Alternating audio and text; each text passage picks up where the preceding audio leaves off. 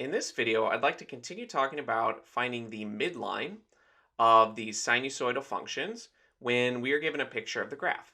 And remember, the midline is the line, the horizontal line, that exactly splits this function in half. That's not drawn very well, but the general idea is that it will be exactly halfway between the maximum point and the minimum point.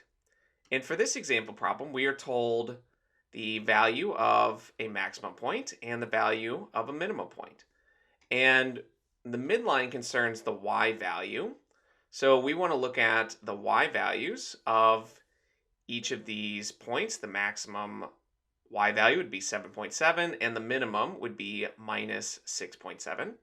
And the midline has to be exactly in the middle of these two values.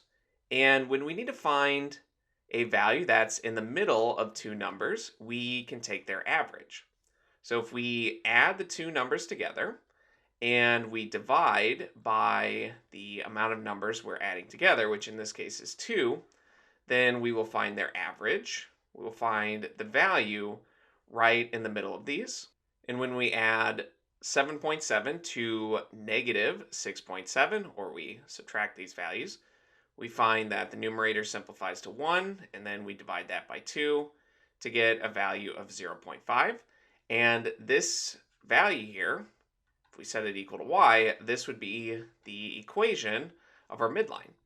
And we can draw that in to visually confirm that it roughly splits this function exactly in half.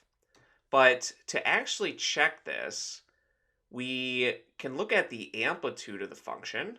And remember, the amplitude goes from the midline to the maximum value or from the midline to the minimum value. And if these values are the same, then we can confirm to ourselves that this is the correct equation for the midline.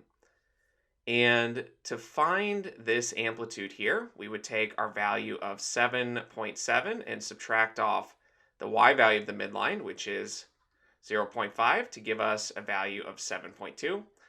So we think our amplitude is 7.2 units. And we'll do the same thing here, but we're at a y value of 0.5 to start. So we'll subtract off this lower value. And since we're subtracting a negative, we're really just adding. And 6.7 plus 0.5 is 7.2. And that confirms that the amplitude, the distance from the midline to the maximum, or from the midline to the minimum, is the same in both of these cases, which verifies that this equation of our midline, y is equal to 0.5, is correct. Now let's do one final question, where again we have this sinusoidal curve, and we're told that it has a minimum point right here at 1, 1.5, and it has an amplitude of 1.5. So to find this midline equation, we start at our minimum point here, and we add the amplitude to get back that midline.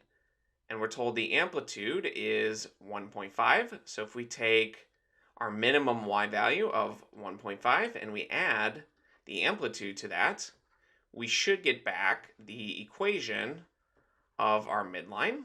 And at this point, we can draw that in. It should be at 3. And to test this visually, we can also add the amplitude to find the maximum value.